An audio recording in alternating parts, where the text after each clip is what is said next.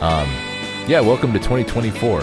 I know we talked about doing a 2023 award show, and I think we're still going to do it. We just haven't taken I haven't taken the time to do any of my homework or compile any of my top fives. But I still intend to do that because that was a really fun episode. I just need to. Our last one we did was crazy because we were so close to just some straight goated prophecy level fucking. And not just me. I'm not saying that because I was, but everybody was.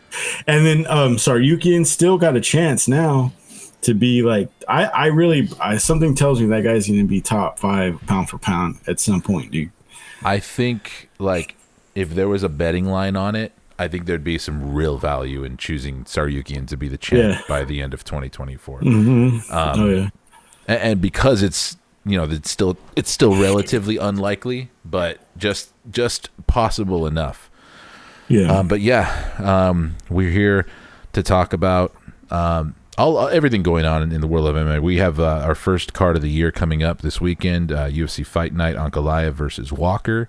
And to make the same joke that I said earlier, if you're here to listen to us talk about John Jones and Tom Aspinall and Stipe Miocic or any of the fucking amazing lightweight fights that have been announced recently, well, we're going to disappoint you because all we're here to talk about is Ankalaev and Johnny Walker. Yeah. The rematch that nobody really asked for. But we're going to talk about all of that. And we'll get right back to what we were talking about. Dustin Poirier versus Benoit Saint Denis, a premier lightweight fight. A lot of people, or not a lot of people, but just some comments I saw, a little bit of confusion about this because like you were talking about, Dustin Poirier kind of cemented himself into super fight territory.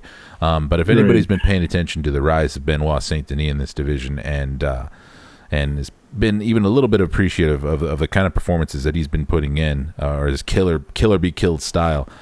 This is a super fight. I think this is one where it's like a few years from now, we'll look back and be like, damn, we got that fight. Like right at their intersect, right as, Dustin Poirier could start to be considered to be like maybe on the back end of his career and Benoit is on his meteoric rise. And I'm so stoked for it, man. I love this matchup so much. It's great. It's a great matchup. It's a curveball of a matchup, but it's one of those that it's guaranteed to be entertaining if nothing else, just because they're not going to lay and pray, pause, and do anything weird as far as like stretch it out, pause. Damn, I need to watch out like what I'm saying. You can tell I've been off the mic for a while, dude. It's just gonna be violent as fuck because these guys get active. They do not play around.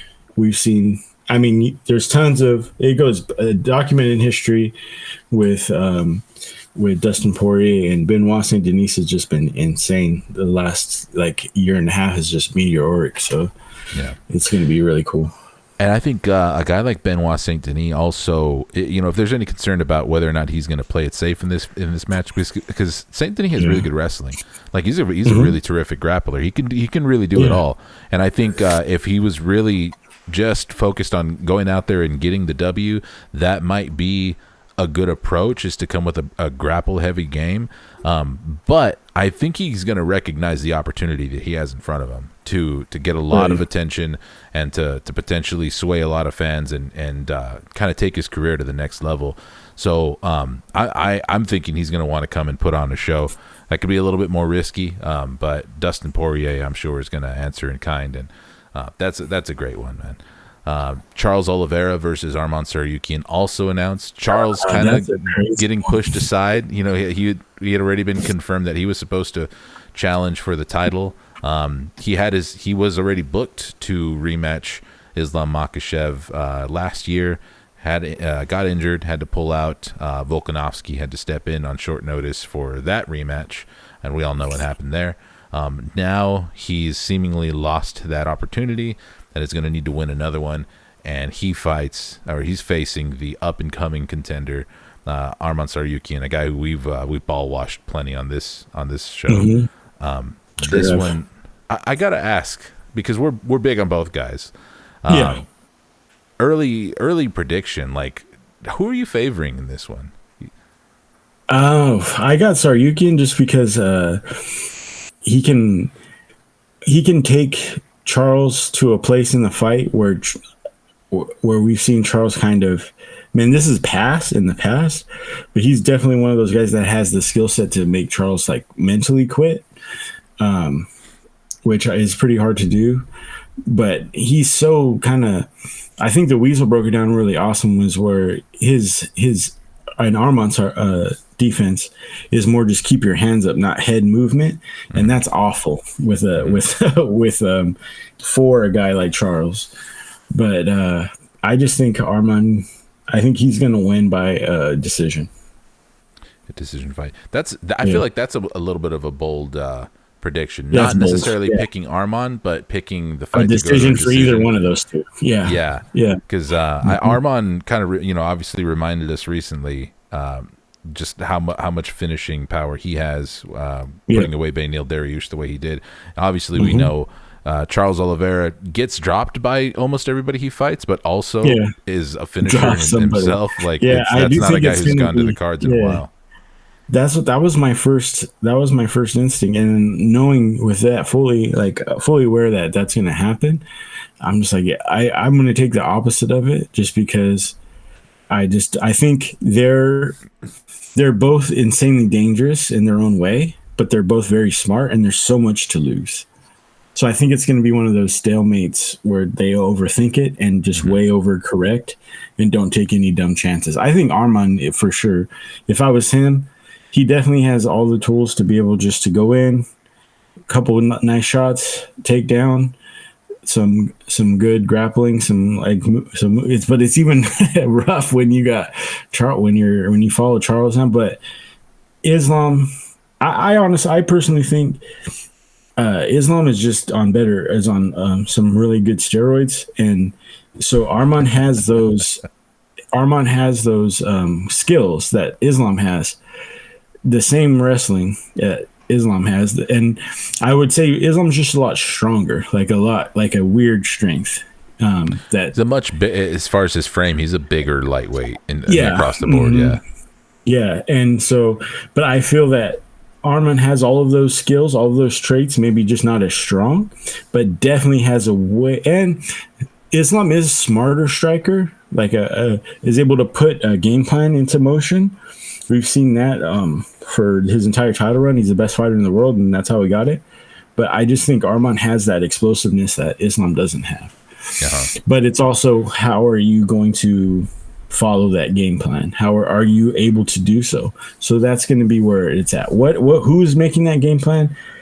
Is he able to focus in the ring and do it and put it through a T? And I think so. I think this is the version of Arman that's going to go over the top mentally, follow the game plan, and that game plan is take Charles to where he's tired. And if you find a TKO or a stoppage to strikes, then great. But I think that it's going to be some good shots, and then cage work, wrestling against the cage, DAG style, and just ride it out that way. It's a scary place to be on the ground with Charles Oliveira, but I feel like he needs to punish him there. Everyone tends to finish Oliveira on the ground, where it's precisely where you don't really want to be with him. But if he can get on top, if he can get in a dominant position, like, he needs to punish him there. I feel like he needs to really employ his ground and pound. The only thing I'm kind of sad about with this fight is that being that it's on UFC 300, which is, I'm just reminded of that right now because I'm looking at the card and I was like, fuck, this is like the middle fight of UFC 300. Is that it's only going to be 3 rounds, I think.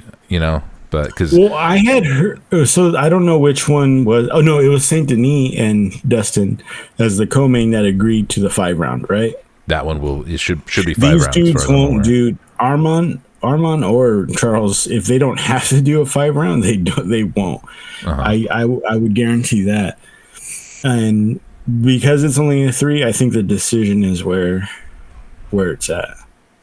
That's a good point. Yeah, because in my mind, a matchup like that, I immediately defaulted to like, well, it must be 5 rounds. But yeah, that's going to be a 3 rounder. I think a decision becomes a lot more a lot less of a long shot. A lot, yeah. Yeah. And I'm Because looking I at it think right. Charles is going to be like, I do not want to go to the 5th round with either of those guys are just so explosive. Arman just carries that muscle mass, and he just throws everything behind his punches and his kicks. Just way too much energy. I think we both have mentioned that in the past, where he just goes too hard and goes way too crazy, and just energy drains himself early on in a lot of those fights. He needs to like have a little more emotional, like cognitive skills in there, and just like take it easy, dude. Yeah. To mention UFC 300, another fight that just got added to that card, which was announced just before we went live. Zhang Weili versus Yan Xiaonan, the strawweight title confirmed to be up for grabs at UFC 300. No official main event, although the unconfirmed rumor or the heavily rumored fight to be happening as the main event there would be Leon Edwards and Bilal Muhammad for the welterweight title. I know a lot of people are pretty sour on that ended up being the one to headline UFC 300. If anybody's been listening to this, you guys know I've been clamoring and saying that, hey, Bilal Muhammad has earned his shot. I've picked him in a lot of fights, but I think it's just it is pretty funny that like the guy who everybody just loves to hate, like this is where the UFC ended up, and it's on the UFC really, because if you wanted something better than this, like they should have planned this out. They could have had it. Yeah, you could. There's definitely ways to do this. If you're not, do you think something like this is a product of they just have way too many fighters to manage? And it's just they like lose track? Are they not able to organize this kind of thing? Does it show that they're just kind of flying by the seat of their pants sometimes and hoping everything works out? Or I think it's that one. I think it's a little bit of that, which sounds a little absurd because the UFC is such a well-oiled machine, and they put on fights every when they're in full swing, like almost every weekend. So it does sound a little foolish for me to sit here and be like they're just fucking shooting from the hip. They don't care, but there's so little stakes in it. Like they're almost they can't fail. And a lot of their money is guaranteed. So I do get the sense that they're just gonna go with the flow and put together what is the most readily available and most popular like matchups that they can make, which is smart. I mean, if you're the promoter, absolutely. But I think back to like a lot of the times, like in the past, going back to last year, 4 months out, 6 months out, a year out, where people are already asking Dana, like, hey, what's the forecast? What are we looking at for UFC 300? Yeah. And there's been plenty of times when he's been like, I'm not even fucking thinking about UFC 300. That's later, you know what I mean? I'm only thinking about next week, And I feel like that was the mindset a little too much here, because it's just kind of, I'm looking at this. This is a great card. I don't have a problem with it. $299 is obviously a better card right before it. But and how do we know that though too? Like it's one of those things, and I think that they're kind of banking on that as well. It's like last year taught us, and if anything doing this podcast with you taught me, is that don't ever go into it with expectations of things being like absolutely awesome. Like the last Abu Dhabi card was not great, and we thought it would be. It usually is, but it just wasn't the best. And then some of the just Apex cards were just like insane, where it's like the numbered UFCs or the fight nights or whatever they are, or like the city visits or whatever they do, UFC Tucson or whatever the fuck. Some of those are like insane. So I kind of feel like the timing of UFC 300 also isn't doing the UFC any favors either, because of Ramadan. There's a lot of key fighters that I'm sure they would love to have gotten on UFC. It's like that's like White Muzzy. They should do like that's the worst time for those boys. So and how I didn't even realize Ramadan's around that time. And I mean, our boy does observe and partake, so that's kind of sucks. That kind of sucks for him. Who's our boy, Bilal? Bilal, yeah. Yeah, Bilal's one of the few guys that had said, fuck it, I'll fight, even though, he'll be coming right out of Ramadan. Are you talking about Arman? Right. Oh, Does he? everybody. Does he? No, Does no, no. he? Armand, I don't think he is. No, I don't no, think no. so because I was talking he's about Armenian. Oh, okay. Yeah. Right on. Yeah, let's see what else is on this. Confirmed for UFC 300. Yuri Prohashka versus Alexander Rakic. Very nice. Calvin Kattar versus Aljamain Sterling at featherweight. Nice. And Nice. Bo Nickel and Cody Brundage at 185. Nice. That Aljamain Sterling came out yesterday, or I think Mike shared the link earlier today, that he confirmed that this is a permanent move. He won't be going back to bantamweight. My reaction was, who thought he was going back to bantamweight to begin with? I kind of figured that was a permanent move. Who's Bill talking to? Yeah. Let's see. Do you want to talk about the John Jones, Stipe, So you're gonna have to Aspinall fill me in on situation? this.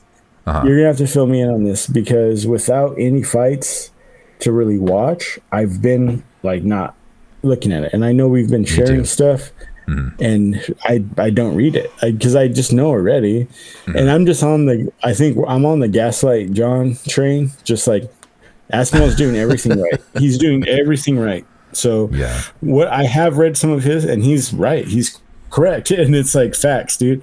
And like I like it because it's the way I argue with my gal. So like everything he's saying is just like, hey, you know what I mean? And it just makes them more mad, you know. So I'm like, dude, this guy is gaslight, dude. Go for it. That's what I do.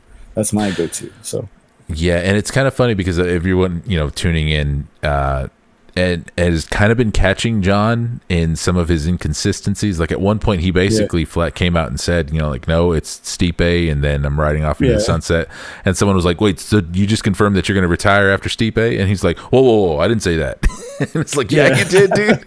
Yeah, you just did, dude. Well, his brother, like, if anyone's watching what his brother's doing on like social media, like, just realize like those guys share a gene pool. John probably has more CTE, if that, and way crazier drug use. So, I mean, I'm not. That's why I don't. The intellectual, like chess match that's going on is like I don't care. I really don't care. Like with these guys, like John's not gonna outsmart anybody in this thing. He's not George St. Pierre in that way. Where like the mental, because it doesn't matter. He just like you lock the cage behind him, and I really don't think you can put any credence behind anything he said versus what he's going to do. I'm a huge John Jones fan, and I don't believe a word that this guy says. I don't even think it's going to happen until like Bruce Buffer's talking. Like I really don't. So like I don't put any credence into anything. I don't think he should fight Aspinall. Aspinall's going about it the right way. Aspinall's earned it. There's really no one else at the level of Aspinall, and which was Sergey, and we saw what he did to Sergey. So there's nothing John can say, nothing John can do.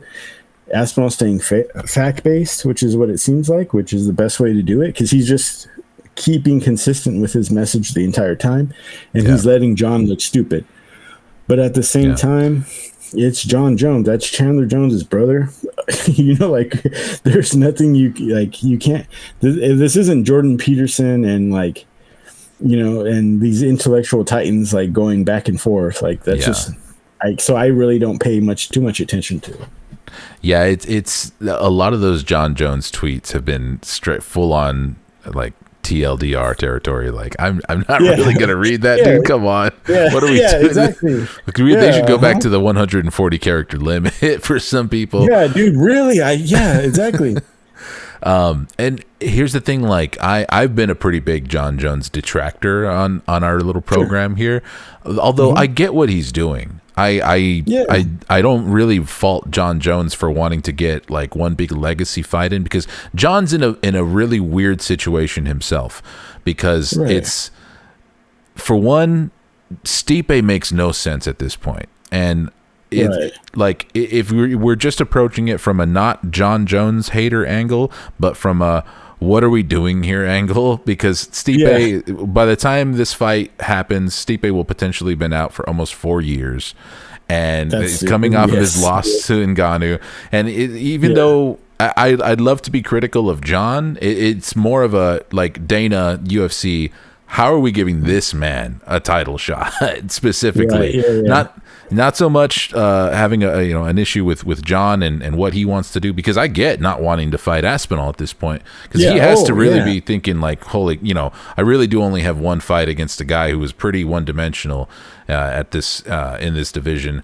And Aspinall is not that. Aspinall really is kind of like showing that he's the whole package.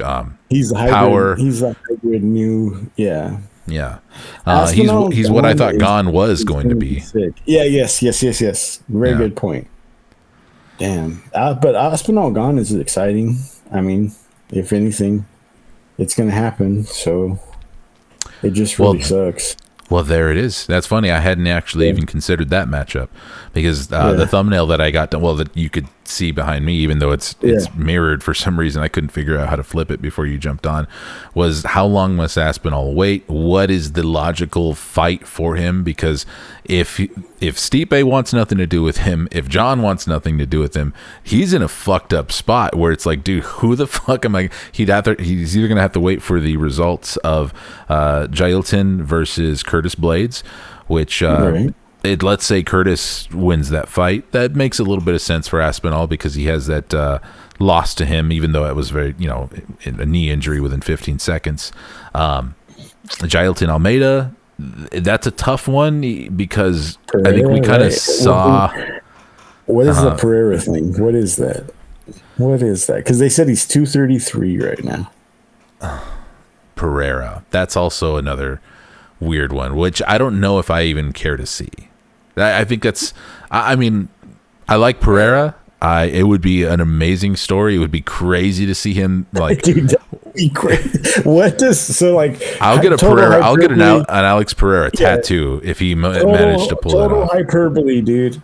Total hyperbole. Now let's go classic fight plug rant off on some shit where this is never gonna happen. But if Pereira beats Aspinall, like in the second round knockout, like a head kick KO, like what does that make him, dude? Like, is that just like, what the fuck?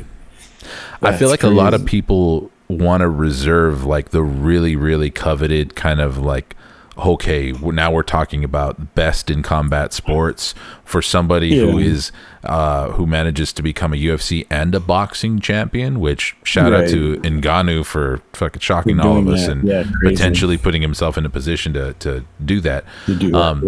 But to be like Pereira was a double champion in kickboxing in Glory.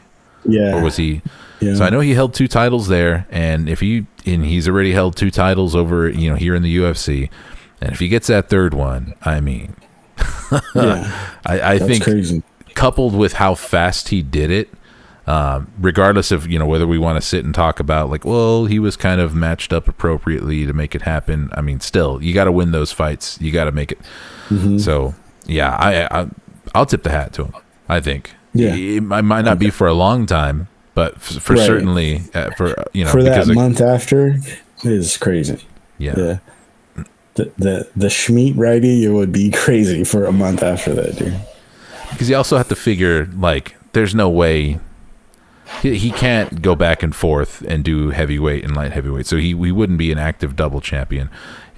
I think it would behoove him to listen to me behoove.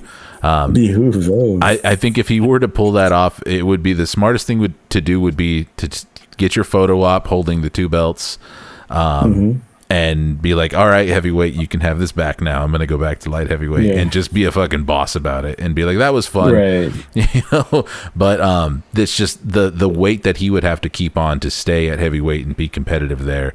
And we could call him the greatest athlete in combat sports if he were to pull that off all day. I would not pick him against Jailton Almeida. Like, no, I mean, he could. No.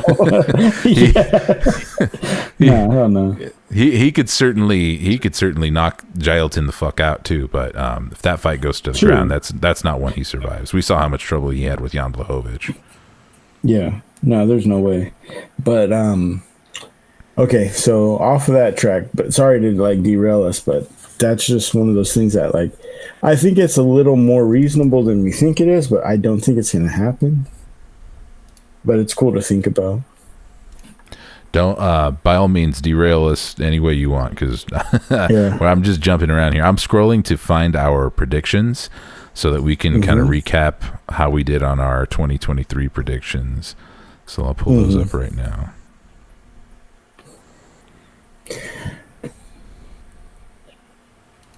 Let's see.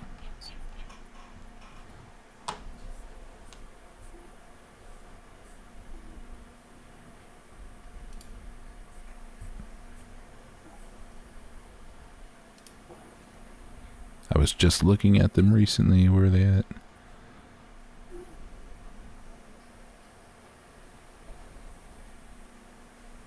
Does your boss know that you do an MMA podcast? Nope. Hell no. It did come up during the holidays though. Like, are you still doing your podcast? I was like, oh, that's like a meme. Your little That's podcast. like a hella fucking yeah.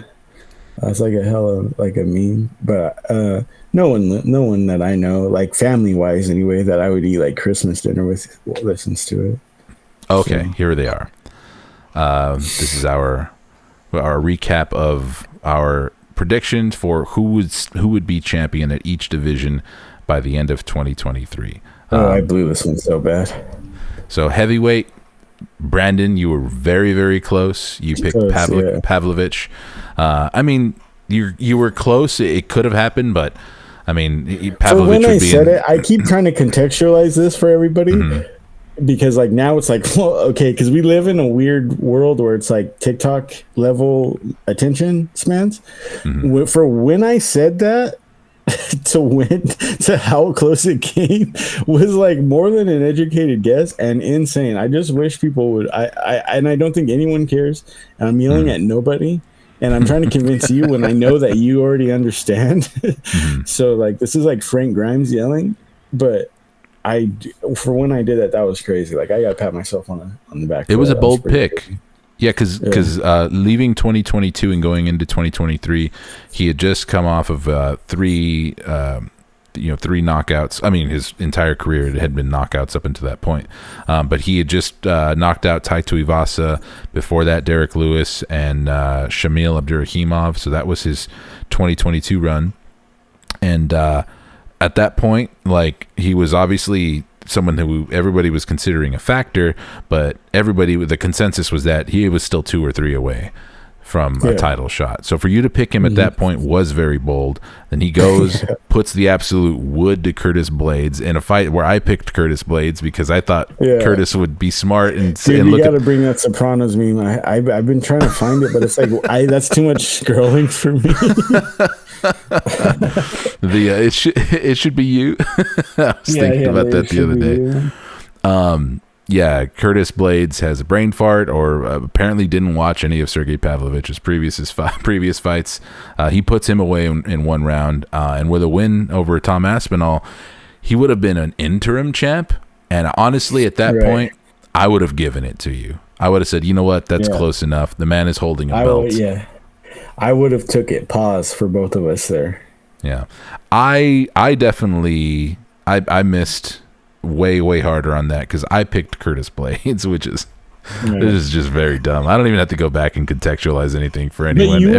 But like that's very sweet of you to take a disabled person like that. And it was really coming down to, I mean, that fight was very exciting for us when they were matched up against each other, because this is like, okay, this is going to make one of us very wrong and put the other on a path towards being Nostradamus. And it didn't work out that way. We were both wrong. The champion, John Jones. Should we go ahead and make predictions for 2024 as we're discussing this right now? I mean, I haven't put a whole lot of thought into it, but I haven't put a whole lot of thought to it. So, I'll go first. Okay. I still think, and this would be the worst outcome in my opinion. It's what I don't want to happen, but I think it's what will happen. I think John Jones will be the champion by the end of 2024. Still, I think he'll fight once in 2024. He'll fight Stipe. And I think that he won't announce that he's retiring. He will ride out the rest of the year as champion, and he will probably be like, all right, yeah, I'm done sometime in 2025. So by technicality, I think it will stay John Jones. As for the interim champion, I don't know. I don't think he'll fight. I don't think he'll fight Aspinall, especially coming off of the injuries that he's coming back from. He's just had 2 surgeries. So yeah, that's my official prediction. John Jones. Yep, same. I agree. I'm not going to be worried about it. I'm going to write it down for both of us. John Jones for both. All right. Light heavyweight. We were both on the money here. We both picked Alex Pereira. Can we do a non John Jones heavyweight pick? So say John Jones retires tomorrow. Ooh, okay. That I feel like that's pretty easy. I think it's Aspinall. Yeah, I think so. Let's see.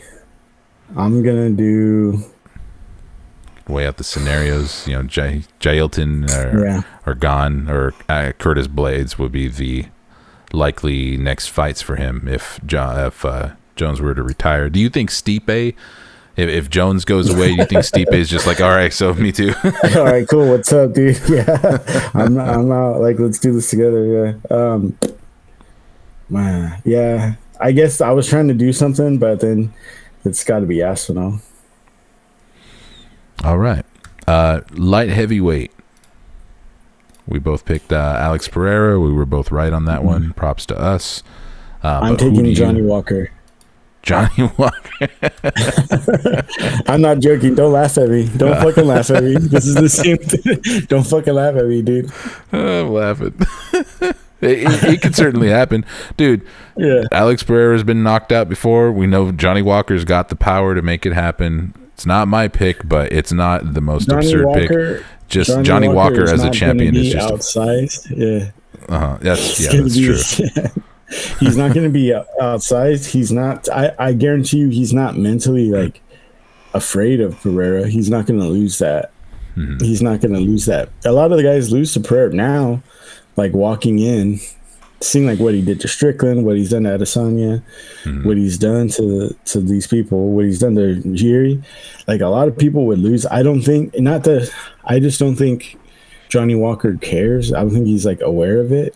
You know, he is a bit of a head case though, but I just think with he's under the right guidance. So you can't. I mean, it's just perfect. It's like a F1 race car with a good like team behind him now.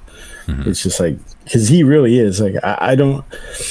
And it looked like what he was plotting on to do to Ankalaev will look pretty sick. It looked like he was going to do some crazy shit to Ankalaev, which is why I'm excited to see him this weekend. That fake knee.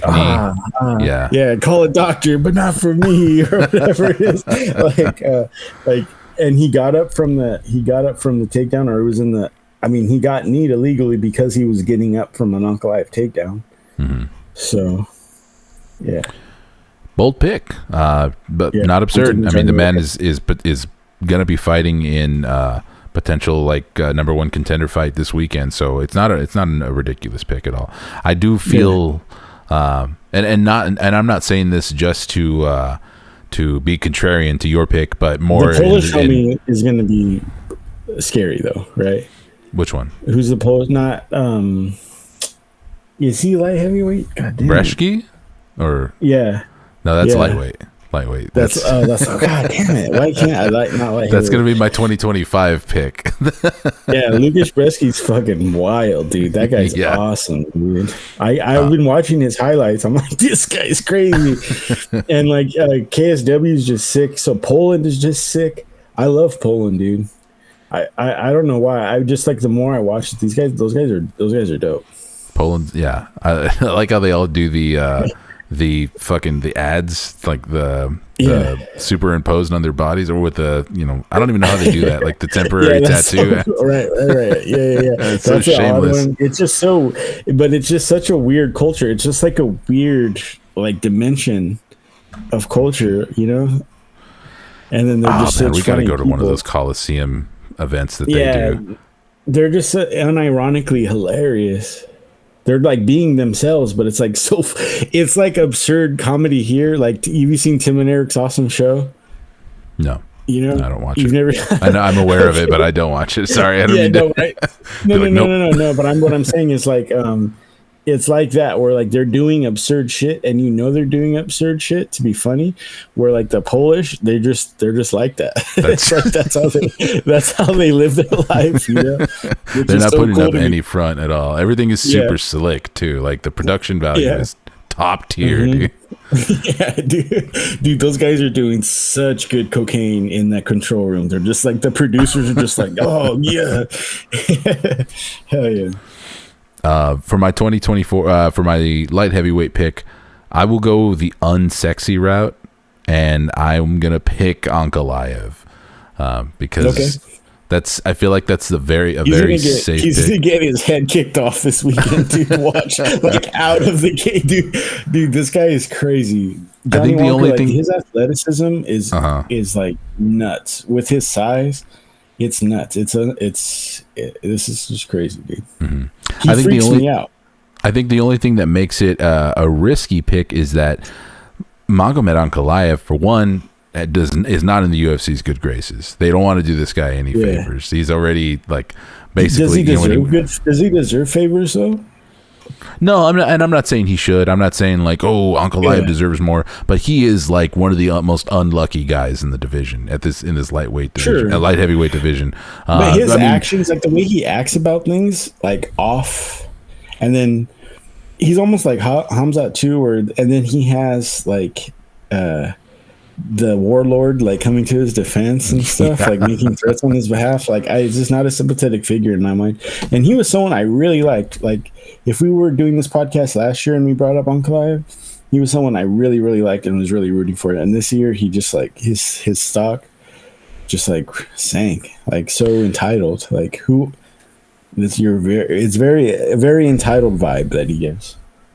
Yeah, and there's not a whole lot there personality-wise at all. Like, there's nothing to like, and there's nothing to hate either. He's just a guy. Yeah. I feel like, he's kind of just waiting and to parrot anything that Kadyrov says, or say nothing at all, and fight and have not great fight IQ, despite like possibly being one of the most well-rounded guys in the division, and quietly possibly the best fighter in the division, but just not having it between the ears to put it together. Not always fighting to his strength, not always utilizing his opponent's weaknesses, seemingly not wrestling as well or as much as he should for like how good he is. And whether that's a decision because he's trying to be a little bit more exciting or what, but kneeing Johnny Walker when it was very obviously a foul. You can go back to his fights with the Moldovan Hulk. What was his name? The dude. The bear? Their first. No. The other guy from Moldova. Let me pull up. Spivak? No. Light heavyweight. Light heavyweight. Oh, why do anytime I think of Moldovan, I just think Spivak or and rightfully so. Yeah. I'll pull it up right now. If Mike's listening to this, he's yelling his name. Yeah. Iwan Kutalaba. Yeah. There a whole lot of fuckery in his first fight with Iwan Kutalaba, where the fight was all but won. But I don't even think that was necessarily his fault. No. Bad referee call. Yeah, I remember that now. Yeah. Crazy. But anyways, I think Pereira could also just as easily still be the champion. But that's not a fun pick. Picking him to retain isn't a fun pick. So middleweight. This one's weird. I have no idea where to go with this one. There's so much that could happen at middleweight. Yeah. Golly.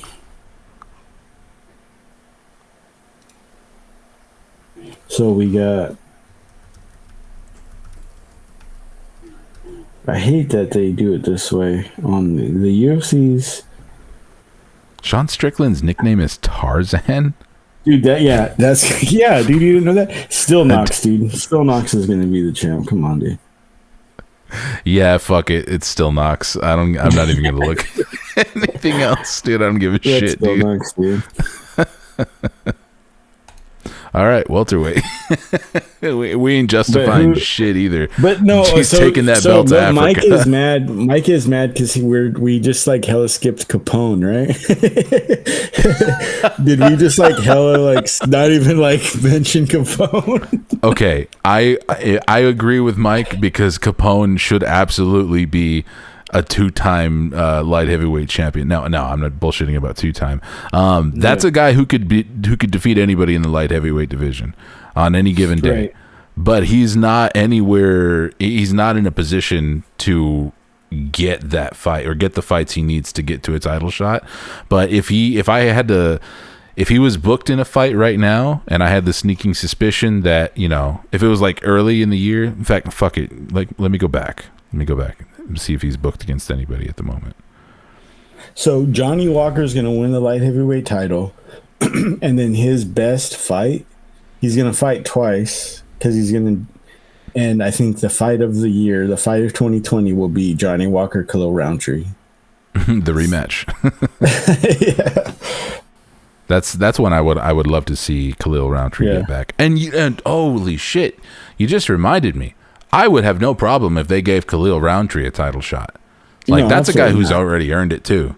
Hell yeah, dude. That the finishes that he has, it's crazy that he's ranked. Oh, well, this is the Tapology rankings, number 9. Well, he's but new coming to off light heavyweight, though, right? No, he's been around for a little bit at light heavyweight. Let me see. Was that fight with Modestas Bukauskas middleweight fight? He destroyed Bukauskas' leg. No, that was a light heavyweight fight. He is on a 5-fight winning streak at light heavyweight with 4 of those fights being finishes over Anthony Smith, Chris Daukaus, Carl Robertson, and Modestas Bukauskas.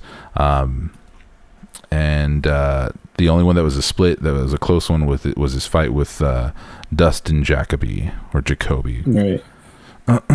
That's a guy who can totally get it. Oh man, you make me want to. You make me want to change my pick. But fuck it, I already said Ankalaev.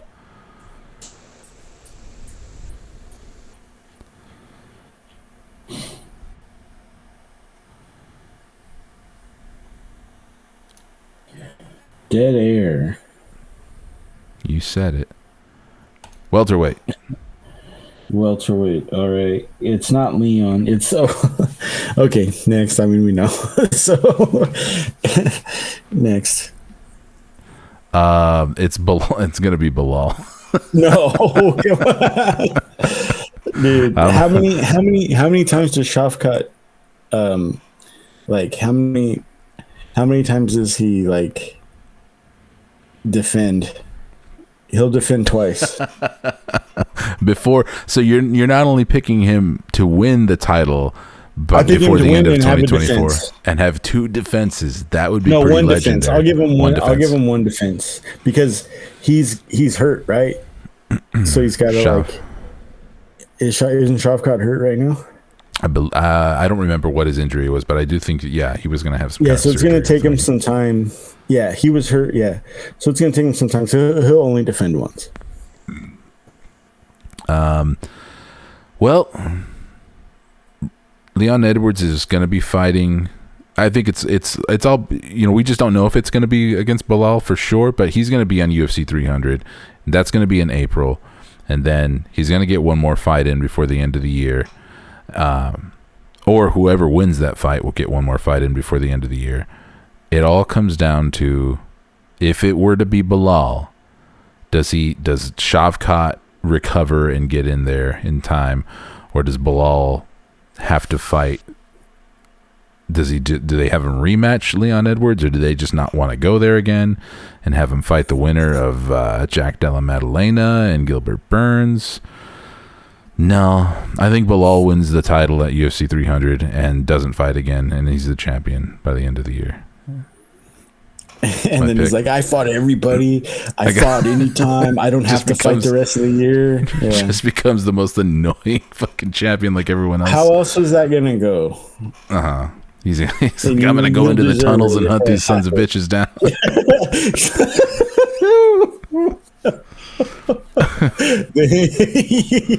Bilal would absolutely say, you know what, this fighting thing is great. I accomplished everything I wanted, but now I have my sights set going down in Astoria, Queens, and I have to get underground in New York to figure something out.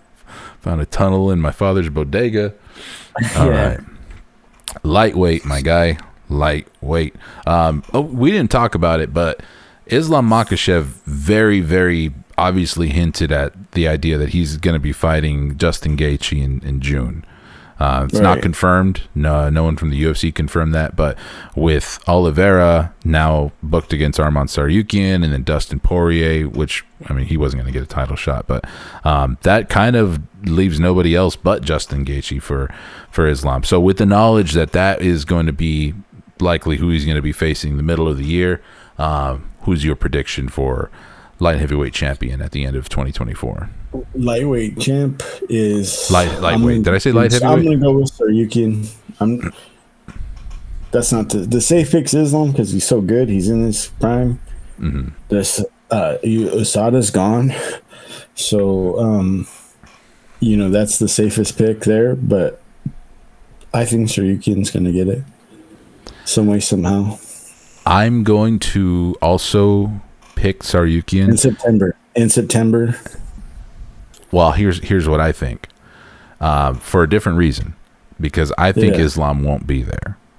I think Islam will defend against Justin Gaethje, and then he's gonna call for the fucking winner of Leon Edwards or Bilal Muhammad and do the double champ thing and possibly try and go up and fight for the welterweight championship. If it's Leon, he does, but isn't Bilal like his buddy? You know what he did? Yeah, they did coach or help Bilal when he for his Sean Brady fight. So maybe not if Bilal wins. Oh, damn it! So now I have a conflicting pick here because I am picking Bilal to win, and then I'm also picking Islam to go up and Edwards, challenge. That's easy. That's easy money for him too. He sees Edwards as easy money. Yeah. Maybe. I think he could certainly fight at welterweight, but he's not going to be this big, imposing force at welterweight either. I'll still pick Arman Tsarukyan. I'll just say that. I'll be right on one of them. Yeah. Yeah. All right, moving down the list. Volk, huh? Yeah. You're not going to give any chance to our boy Ilya. No, it's going to be some like crazy anime fight, dude, where just like charge ups and like Volk like in his own head thinking he's gonna win. I would really like to pick Topuria, but Volk is on a 2-fight skid. No, he's not on a 2-fight skid now. I keep forgetting that he did defend against Yair. So and he did okay in that one, huh? He did perfectly fine. I'll be different just because I want to. And he's going to be healthy. He's going to be like fully healthy at his normal weight in his normal weight class with his. He's going to be in his full element, fully healthy. Hopefully, because you can never say that with fight camps, but as healthy as he's been probably in the last 2 years, defending his own belt, I mean. Is that a set fight to Topuria and Volk? That's not a set fight, right? Yeah, no, that's happening on February 17th. Yeah, no, that's okay. That's in stone. And where is that happening now? Where is that? UFC 298, and that's in Anaheim, in California. Oh wow, that'd be a good. Also, a fucking tremendous card. In fact, I love that card. Yeah. Pull that up so we can kind of peek at that a little bit. You have convinced me, though. I think as much as I would love to see Topuria pull it off, I feel like it's one of those deals where he's proven himself. He's going to be a mainstay at the top of this division, but his first crack at the title, he'll be champ. Being Volk, I think he's just doesn't have the experience there, and experience is always something that I I speak of highly, and Volk has that in spades over Topuria. I think, Yeah. I think he's And gonna, he doesn't, he has the experience, but he doesn't, I guess what's like the word? He doesn't, think he's not going to look past Topuria. no, He's going not to take at all. Ilia Topuria insanely serious. Yeah. He's a lot of guys don't, he's going to take him dead serious. This UFC 298 card is tremendous, dude. Volk Yeah. versus Topuria. Robert Whitaker versus Paulo Costa, not going to happen. Merab Dvalishvili versus Henry Cejudo, great fight. Oh man, that's Hall of Fame. That's awesome. Tai Tuivasa versus Marcin Tybura. Jeff Okay. Neal versus Ian Gary. Good shit. Jeff Neal's gonna kick the shit out of fucking Ian Gary. Anthony Hernandez, Fluffy Hernandez versus Ikram Alaskirov. Tatiana Suarez and Amanda Lemos, really good Banger. WMMA banger there. The return of Val Woodburn, whose only defeat That's the came at the gentleman that hands. fought. Yeah, that was the Ninja Turtles henchman. You said right? Did you say he was a Ninja Turtles henchman? Yeah, dude. But not looked like the one that gets his own story arc, but just like, oh, Val. And like, they're like, oh, yeah, like he must be menacing. Like, look at him. Like, he's standing by that van, all weird. Dude, Val Woodburn looked like Bebop and Rocksteady had a kid. Yeah. But yeah, good one. Okay, so bantamweight. Let me go backwards a bit here.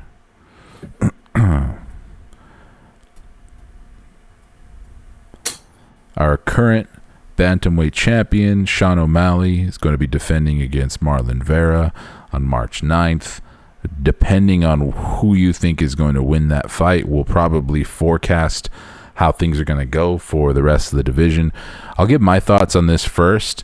I feel I'm going to pick Marlon Vera to beat Sugar, and I think that Corey is going to Sandhagen. that's gonna trigger a stupid fucking trilogy, and that means that it's gonna be one of those guys by the end of the year. And Right. That's a safe pick. Yeah. I think I'll go with Sugar. I think Marlon's going to beat him. I think they're going to book the trilogy, and it's going to happen later in the year, with providing there's no injuries. And then probably O'Malley finally figures out Marlon Vera and gets the title back, and he finishes 2024 as champion. Okay. No, I mean that's totally valid. I hope Corey Sandhagen's the champ. That'd be a fun one. If there is like any kind of like that we're not living in just a shitty like fly by the seat of our pants universe to where but there is like some type of divine hand.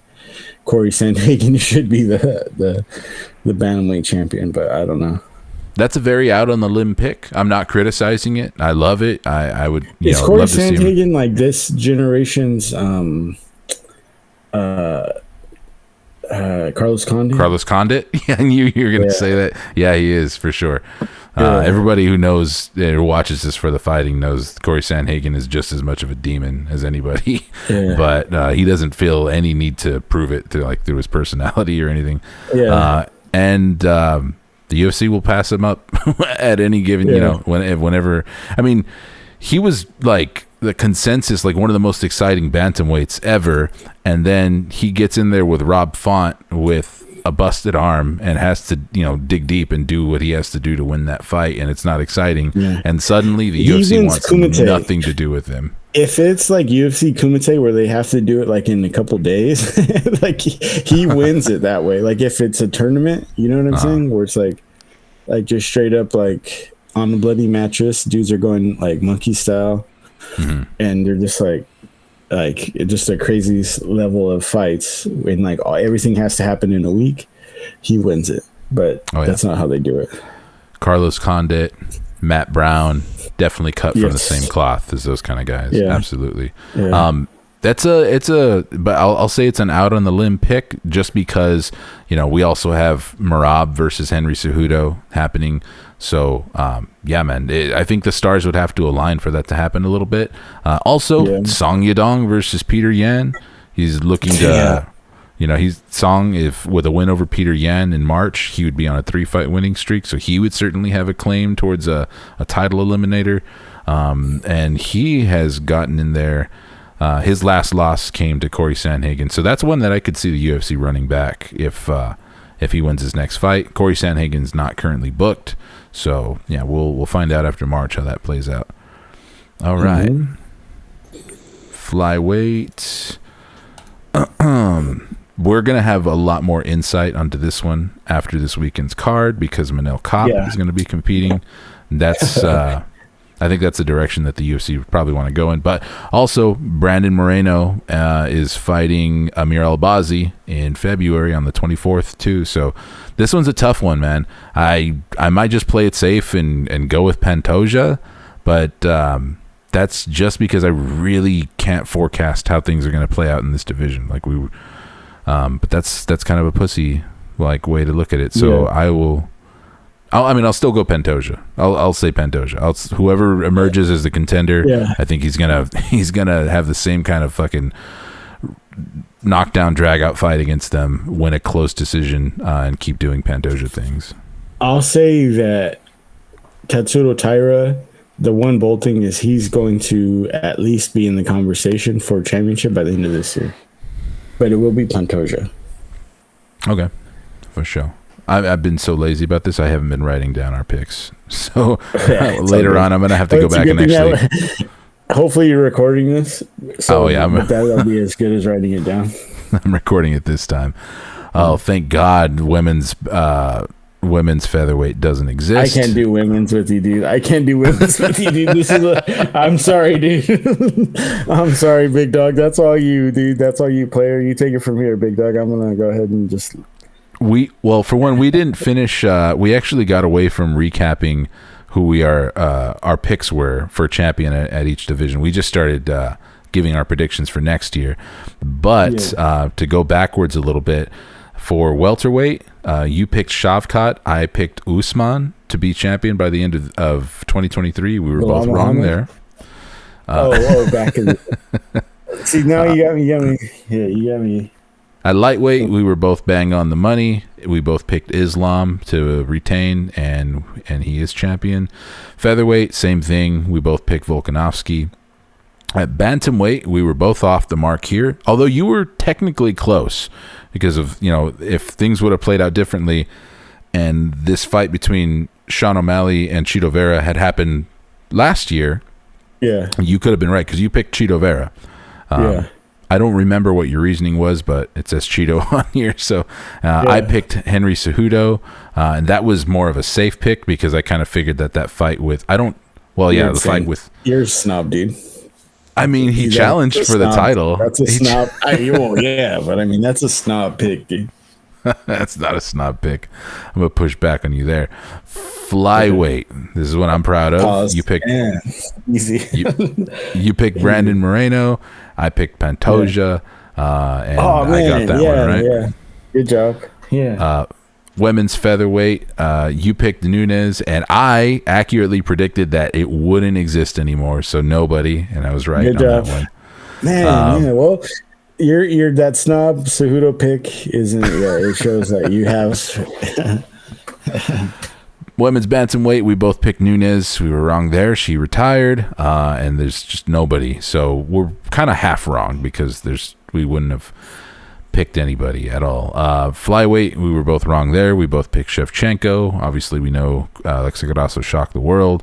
And at women's strawweight, we were both correct in picking Zhang Weili. So those were our picks. Now, back to our predictions for women's flyweights.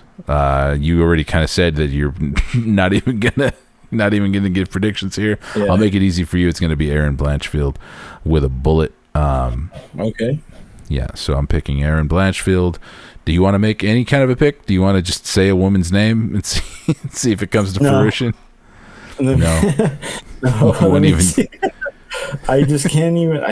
I'm not good at this. Okay, so we got women's flyweight, right? Is that where we're at? Yeah, the current champion is Alexa Grasso. She's probably going to have to fight Valentina Shevchenko a third time in their trilogy. So Shevchenko's in play. Erin Blanchfield will be fighting Manon Fiorot this year. I forget what date that's booked for. That's going to be the number one contender fight. So you could you're going to play it safe. You're going to go with anyone from Alexa to Shevchenko to Blanchfield to Grasso. I mean, to Manon Fiorot. Unless you want to be a wild card and say Macy Barber. No, I saw Macy Barber there, and I would just be an idiot and say that. But no, I'm going to take Shevchenko. All right. Women's strawweight. Zhang Weili. Okay. You can pick Zhang. Okay, I'm going to go with Tatiana Suarez to be different. Also because that's what's going to happen. Right. All right. Let's see. Oh, right on the money. It's been an hour. Sorry, this has been, for our listeners, this has been a really scattered episode. But yeah, I promise that we will be back with a proper 2023 award show with all of the ceremonious music and all of that good stuff like I did it last year. It takes a lot of work. I think that's why I've been procrastinating, because that was a very edit-heavy episode. Yeah, but it really deserves it. It needs it all. And we're definitely going to have to get Mike on that episode too. I think what I will do is propose what a lot of the consensus top fives are, because I can't pretend that I listen to a lot of other MMA media sources. So a lot of the top fives in a lot of the categories that I proposed are already kind of floating in my head. I haven't really just put them down on paper, and I haven't looked past those for some of the ones that maybe a lot of the other media members aren't mentioning that I kind of thought would be contenders for, maybe best knockout or submission, stuff like that. But we can go from there. If you guys agree with them, you can put them in whatever order that you think is appropriate, or if you think something else should be there and you want to chop something out of that list and change things around, then we'll go that direction. But yeah, definitely before the end of the month, we will recap 2023 in the best way that we know how, stoned. Yeah. Dope. All right, Brandon. Well, thanks for another fun episode. Everybody, if you enjoyed this episode, don't forget to like, subscribe, ring the bell for future notifications. We'll see you on the next episode of The Fight Plug.